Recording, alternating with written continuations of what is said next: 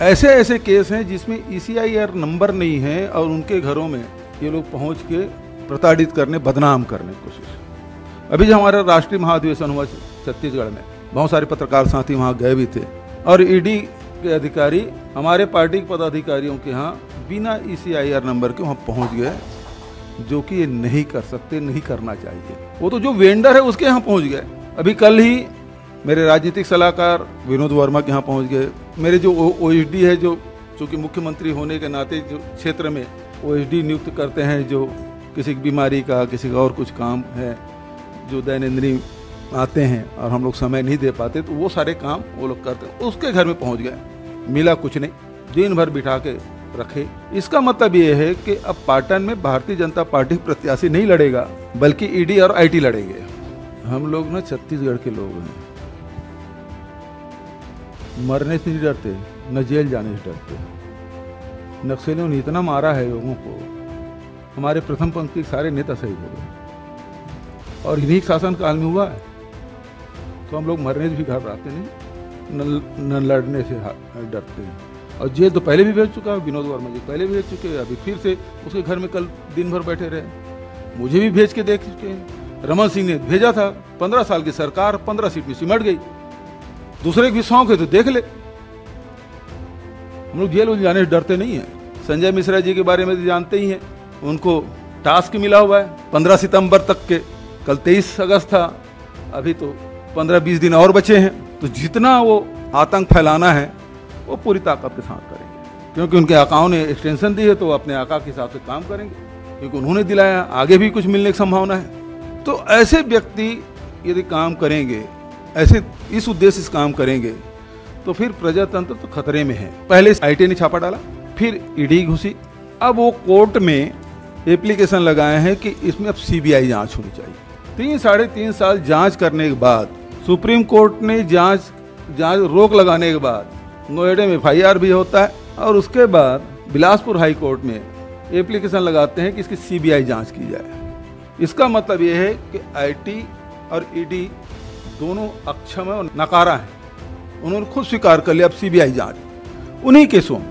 तो कुल मिलाकर उद्देश्य ये है कि चलती हुई सरकार को किस प्रकार से बदनाम किया जाए, उसे किस प्रकार से बाधित किया जाए। एकमात्र उद्देश्य राजनीतिक है और राजनीति के अलावा कुछ भी नहीं है। छत्तीसगढ़ में यही कोशिश हो रही है कि किस प्रकार से छत्तीसगढ़ सरकार को दबाया जाए, बदनाम किया जाए, चाहे वो राजनेता हो, चाहे कार्यकर्ता हो, पार्टी के पदाधिकारी हो, या फिर अधिकारी और कर्मचारी हो। ये सिलसिला शुरू होता है जुलाई 2020 से। झारखंड चुनाव में बुरी तरह से मात खाने के बाद इन लोगों ने इसकी शुरुआत की और IT ने रेड डाला। जितने भी जिसे शराब घोटाला के नाम से प्रचारित किया गया,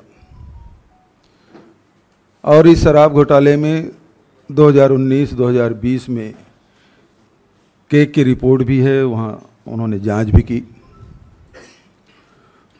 उसके बाद 2.5 साल तक वो चुप रहे, चुनाव नज़दीक आते हुए, जबकि सारे कागजात ED को सौंप दिया गया था। सॉरी। उसके बाद ED सक्रिय होती है और फिर उन्हीं लोगों को बुलाते हैं और कहा जाता है कि 2168 करोड़ के घोटाले हुए। इसमें ये भी कहा गया कि होलोग्राम, नकली होलोग्राम का प्रयोग किया गया। लेकिन सबसे मज़ेदार बात ये है, ये नकली होलोग्राम का यदि प्रयोग हुआ तो जो डिस्टिलर है वही तो करेगा, उसी फैक्ट्री में तो होगा, लेकिन उनके खिलाफ कोई कार्रवाई नहीं हुई, बचत लोगों के खिलाफ कार्रवाई हुई।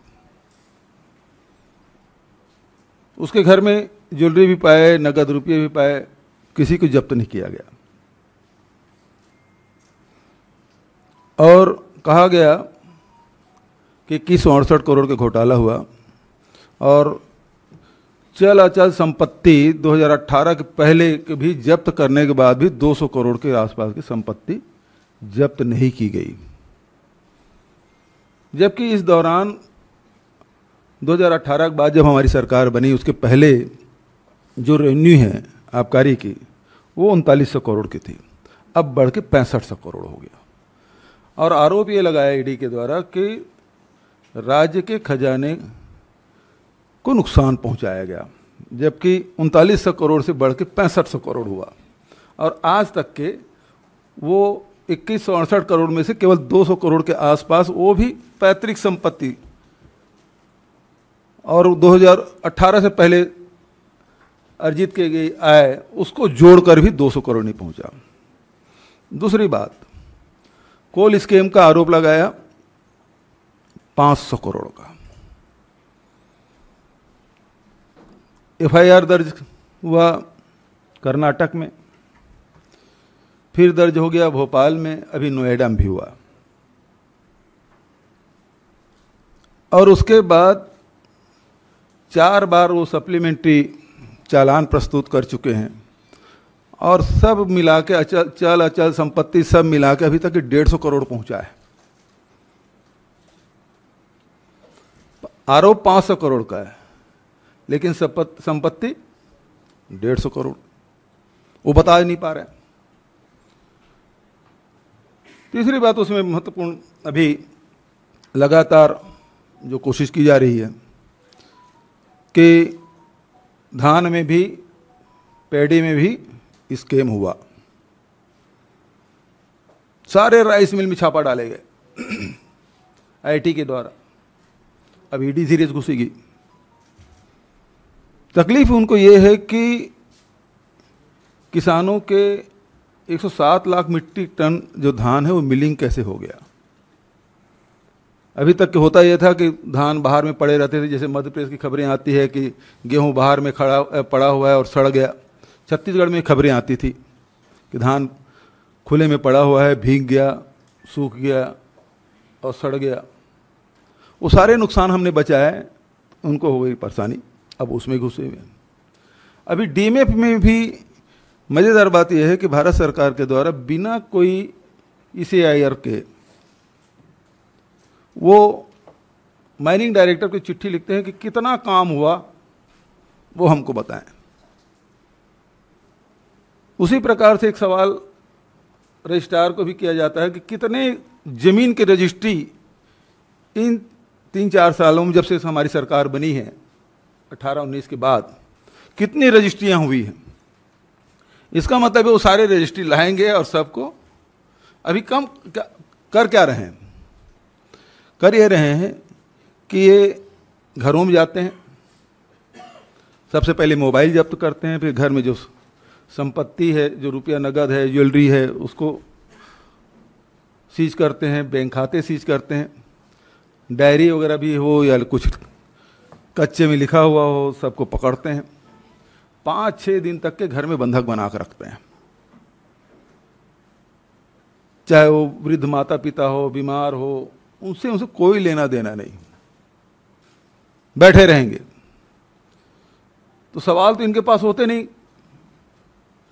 और जब तक के ऊपर से आदेश नहीं होगा तब तक खाली नहीं करते। फिर वो राजनीतिक सवाल करना शुरू करते हैं, तुम्हारी क्या भूमिका है, तुम किस पार्टी से हो, तुम कितने सीट जीतने वाले हो, इससे क्या होगा, उससे क्या होगा। वो सारे राजनीतिक सवाल भी पूछना शुरू करते हैं। ऐसे ऐसे केस हैं जिसमें ईसीआईआर नंबर नहीं है और उनके घरों में ये लोग पहुंच के प्रताड़ित करने, बदनाम करने की कोशिश। अभी जो हमारा राष्ट्रीय महाधिवेशन हुआ छत्तीसगढ़ में, बहुत सारे पत्रकार साथी वहाँ गए भी थे, और ईडी के अधिकारी हमारे पार्टी के पदाधिकारियों के यहाँ बिना ईसीआईआर नंबर के वहाँ पहुँच गए, जो कि ये नहीं कर सकते, नहीं करना चाहिए। वो तो जो वेंडर है उसके यहां पहुंच गए। अभी कल ही मेरे राजनीतिक सलाहकार विनोद वर्मा के यहां पहुंच गए। मेरे जो ओएसडी है, जो चूंकि मुख्यमंत्री होने के नाते जो क्षेत्र में ओएसडी नियुक्त करते हैं, जो किसी की बीमारी का, किसी का और कुछ काम है, जो दैनंदिनी आते हैं और हम लोग समय नहीं दे पाते, तो वो सारे काम वो लोग करते हैं। उसके घर में पहुंच गए, मिला कुछ नहीं, दिन भर बिठा के रखे। इसका मतलब ये है कि अब पाटन में भारतीय जनता पार्टी प्रत्याशी नहीं लड़ेगा, बल्कि ईडी और आईटी लड़ेंगे। एक और बात आपसे कहना चाहता हूं कि पहले सीबीआई ने आईटी ने छापा डाला, फिर ईडी घुसी, अब वो कोर्ट में एप्लीकेशन लगाए हैं कि इसमें अब सीबीआई जांच होनी चाहिए। 3-3.5 साल जांच करने के बाद सुप्रीम कोर्ट ने जांच रोक लगाने के बाद नोएडा में एफआईआर भी होता है, और उसके बाद साथ ही वो बिलासपुर हाई कोर्ट में एप्लीकेशन लगाते हैं कि इसकी सीबीआई जांच की जाए। इसका मतलब ये है कि आईटी और ईडी दोनों अक्षम और नकारा हैं। उन्होंने खुद स्वीकार कर लिया अब सीबीआई जांच उन्हीं केसों में। तो कुल मिलाकर उद्देश्य ये है कि चलती हुई सरकार को किस प्रकार से बदनाम किया जाए, उसे किस प्रकार से बाधित किया जाए। एकमात्र उद्देश्य राजनीतिक है और राजनीति के अलावा कुछ भी नहीं है। हमारे गृह मंत्री जी जाते हैं यहाँ से, 2-2 बार गए, वो सीधा भारतीय जनता पार्टी कार्यालय में जाते हैं, वहीं रात रुकते हैं, पता नहीं क्या करते हैं और चले आते हैं। तो कुल मिला के है कि आप प्रजातांत्रिक ढंग से चुनाव नहीं लड़ना चाहते, आप ईडी और आईटी के माध्यम से लोगों को डरा के धमका के उसके कार्य को बाधित करके उसको प्रताड़ित करें। और ईडी जो है वो कितने लोगों को मारपीट कर रहे हैं, कितने लोग धमका रहे हैं, आप इस पेपर में दस्तखत करो नहीं तो आपको जेल भेज देंगे। रात भर मतलब 45 घंटा लोगों को सोने नहीं दिए। रात को 10-11 बजे के बाद आपको पूछताछ करने का अधिकार नहीं, लेकिन यदि आप ईडी ऑफिस के आप फुटेज निकालेंगे तो सारे जो पूछताछ है वो 11 बजे के बाद शुरू होती है। अमानवीय तरीके से निरंकुश हो चुके हैं जितने ये लोग संशोधन किए, तो बेतहासा उनको अधिकार मिला हुआ है। और जमानत तो किसी को होना नहीं है, 8-15 दिन, हफ्ते, महीने, दिन की बात नहीं, आप सालों पड़े रहिए, कोई जमानत उमानत होना नहीं। तो डर यही है, डर ये बताते हैं कि आप हम जो कह रहे हैं उस जो पेपर लिख के लाए हैं उसमें दस्तखत करो, हस्ताक्षर करो, और नहीं तो आप जेल जाओगे और जेल जाने के बाद आपको जमानत नहीं मिलेगी। ये स्थिति छत्तीसगढ़ में है, और इतने कम से कम उस छोटे से राज्य में 200 से अधिक आईटी और ईडी डीआरआई करके छापे पड़ चुके हैं।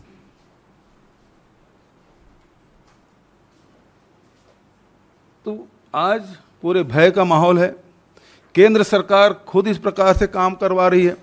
संजय मिश्रा जी के बारे में जानते ही हैं, उनको टास्क मिला हुआ है 15 सितंबर तक के। अभी तब कल 23 अगस्त था, अभी तो 15-20 दिन और बचे हैं। तो जितना वो उनको आतंक फैलाना है वो पूरी ताकत के साथ करेंगे, क्योंकि उनके आकाओं ने एक्सटेंशन दी है तो वो अपने आका के हिसाब से काम करेंगे, क्योंकि उन्होंने दिलाया। आगे भी कुछ मिलने की संभावना है। तो ऐसे व्यक्ति यदि काम करेंगे, ऐसे इस उद्देश्य से काम करेंगे, तो फिर प्रजातंत्र तो खतरे में है। सबसे बड़ी बात यह है, कोयला घोटाला और शराब घोटाला और अभी महादेव ऐप, उसके बारे में नहीं बोल पाया मैं। तीनों में एक समानता ये है कि शराब घोटाले में डिस्टिलरों की गिरफ्तारी नहीं हुई, उसकी धर पकड़ नहीं किया गया, उसकी संपत्ति की जब्ती नहीं की गई, बल्कि ये सुनने में आया है कि भारतीय जनता पार्टी के बड़े नेता के द्वारा दिल्ली और बॉम्बे के भारतीय जनता पार्टी के नेताओं से संपर्क किया गया और उनके बाद उसके अभय मिलने के बाद उसको उसकी गिरफ्तारी नहीं हुई। नंबर 1, दूसरी बात, जो महादेव ऐप में अभी जो सट्टा चल रहा है उसमें हमने पूरी कार्रवाई की, मेरे पास सारे पेपर हैं कि कितने करोड़ रुपए की संपत्ति हमने जब्त की, कितने लोगों की गिरफ्तारी की और कब से हम लोग कर रहे हैं। अचानक घुसे और जो राजनीतिक उद्देश्य के लिए वो लोग कार्रवाई करना शुरू कर दी। जो महादेव ऐप के हमने तो लुक आउट सर्कुलर भी जारी किया हुआ है, उसमें कोई मदद नहीं कर रहे हैं। मतलब जो जिसके लिए काम हो रहा है उसकी गिरफ्तारी की बात नहीं हो रही। कोयला खदान में जिसके लिए कोयला खदान चला रहा है उससे पूछताछ नहीं हुई, जबकि वो चीख के कह रहा है कि मैं इसके लिए काम करता था। शराब घोटाले में भी वही, तीनों में एक समानता है। जो मुख्य आरोपी है, जिसके लिए जो सबसे लाभार्थी है सबसे बड़ा, उसके खिलाफ ईडी आईटी कोई कार्रवाई नहीं कर रही। और मजेदार बात यह है कि चिट फंड घोटाला हुआ, उसमें मैंने भारत सरकार को चिट्ठी लिखा, भाई हजारों करोड़ रुपए छत्तीसगढ़ के लोगों को पैसा डूब गया है, हम लोग हमारी सीमित दायरा है, मनी लॉन्ड्रिंग हुआ है, दूसरे राज्यों में संपत्ति बनाई गई है, उसके लिए आप मदद करें। तो आज तक कोई जवाब नहीं आया है। ये तो भारत सरकार का रवैया इस प्रकार से। देखिए, सभी राजनीतिक दल एक बार गए तो उन्हें कहा गया कि हम सबको रिलीफ नहीं दे सकते, यदि केस टू केस कोई आए तो उसको रिलीफ मिलेगा। और निश्चित रूप से जैसे अभी जो लीकर वाले मामले में कोर्ट से रिलीफ भी मिला कि फर्दर इन्वेस्टिगेशन नहीं कर सकते, उसके बाद भी ईडी ने खुद एक एजेंसी है और वो एफआईआर की है नोएडा में। मैं आपको और बता देता हूं कि 200-250 की टीम जाने वाली आईटी की, वो पूरे छत्तीसगढ़ में छापा डालेगी। तो ईडी आती है तो आईटी जाती है, आईटी जाती है तो ईडी आती है। हमारे यही क्रम चल रहा है और वही काम कर रहे हैं। मार पीट के, जैसे कहते हैं ना, बंदर को बोरे में पकड़ लिया उसे पीट रहे हैं, बोल तो कुत्ता है। तो हमारे यहाँ स्थिति जबरदस्ती मार पीट के लिखवा रहे हैं कि हाँ तुमने ये गलत किया है और तुमने इसको पैसा दिया है, लिखो, इस राजनेता को दिया हो, इस अधिकारी को दिया हो, इसको नाम लो। यही चल रहा है और ये बात छत्तीसगढ़ के लोग सब जान चुके हैं कि जितना ये रेट डालेंगे उसकी सीट और घटेगी। वैसे 15 सीट है, अभी तो वर्तमान में 13 ही सीट बची है और ऐसे ही करते रहेंगे तो 13 सीट भी मुश्किल होगा। जो मुख्य आरोपी हैं, जो मुख्य खिलाड़ी हैं, जो ऐप चला रहे हैं, वैसे भारत सरकार करे क्या 28% जीएसटी दे दें फिर सब लीगल, क्योंकि वो क्रिकेट में भी कर रहे हैं और सब में वो सब बेट करा रहे हैं। तो उनको पकड़ने के बजाय केवल राजनीतिक जिससे लाभ मिल सके भारतीय जनता पार्टी को, उन पे आप कार्रवाई कर रहे हैं। आपका उद्देश्य जनता के पैसा बचाना नहीं है, आपका उद्देश्य ये है कि अपने आका को खुश करने के लिए राजनीतिक द्वेषवश कार्रवाई करना है। मेरे जो खनिज विकास निगम का अध्यक्ष है, बिना ECIR नंबर के दिन भर बैठे रहे उसके घर में। सन्नी अग्रवाल जो सन्निर्माण कर्मकार मंडल का अध्यक्ष है, बिना ECIR नंबर के आप 2 दिन तक के बैठे रहे, उसके भतीजे के साथ मारपीट किए। तो ये नहीं लगता कि बिना अपराध के आप किसी घर में घुस रहे हैं? बिना ECIR के आप माइनिंग डायरेक्टर को बोलते हैं कि कितने आप DMF में काम हुए उसकी जानकारी दो। आप जो रजिस्ट्री ऑफिस है उसमें आप कर रहे हैं कि पूरे प्रदेश में जितनी रजिस्ट्रियां हुई है उसकी हमको कॉपी दो। किस तहत मांग रहे हैं आप?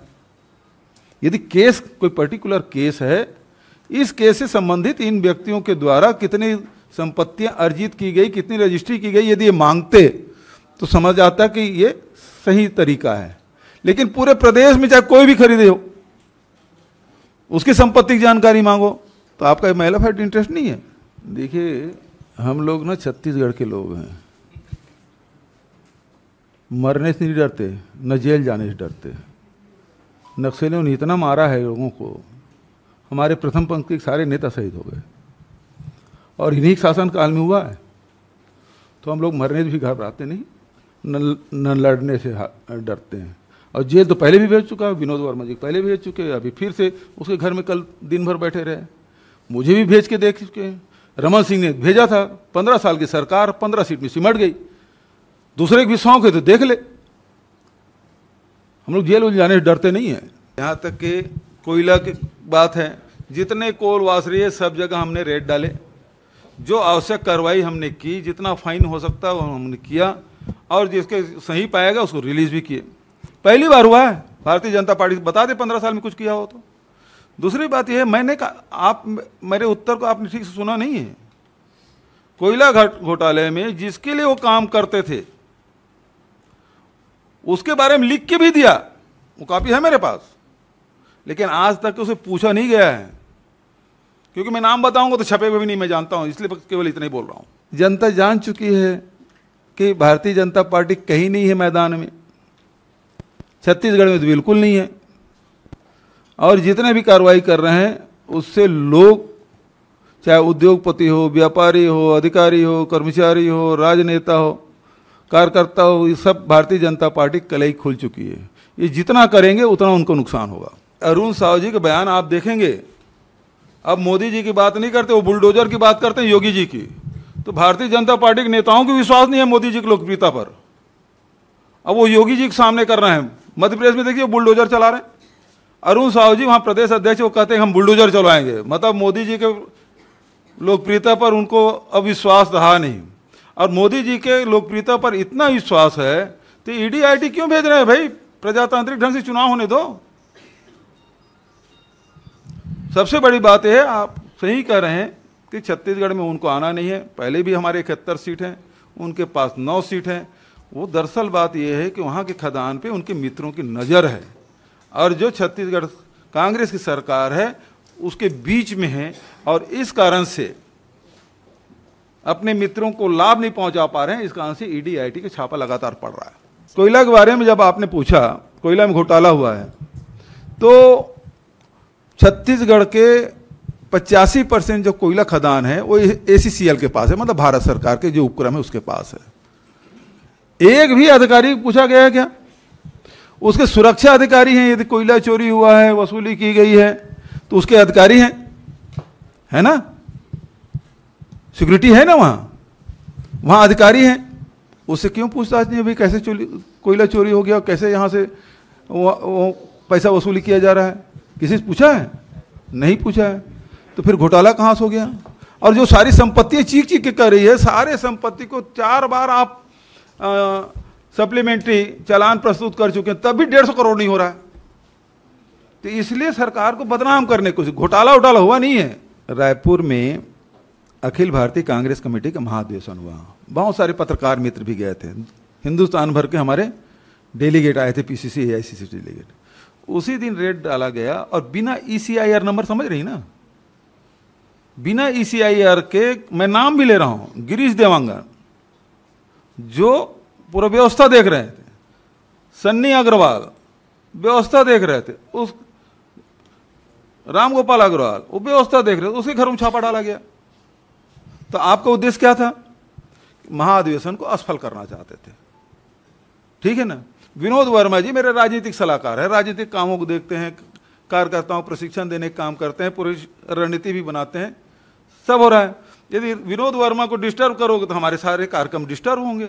और मज़ेदार बात यह है कि भारतीय जनता पार्टी के लोग पहले बयान देते हैं और वैसी कार्रवाई होती है, और उसका जो प्रेस विज्ञप्ति है वो भी हूबहू वही, शब्द भी आगे पीछे नहीं होता, ऐसी विज्ञप्ति निकलती है।